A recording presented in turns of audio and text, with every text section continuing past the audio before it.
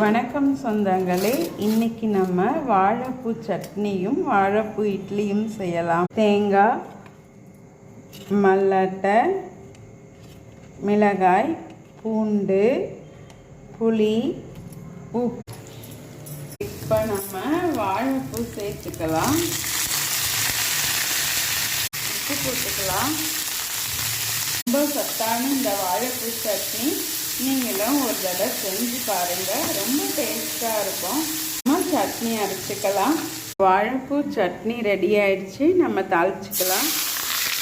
இட்லி மாவில் இந்த வாழைப்பூவை அரைச்சிட்டு வந்துட்டோம். இதை நம்ம இட்லி மாவில் கலந்து இட்லி ஊற்றிக்கலாம். இட்லி துவர்ப்பாக இருக்கும்னு நினைக்காதீங்க. உண்மையிலேயே துவர்ப்பு இருக்காது.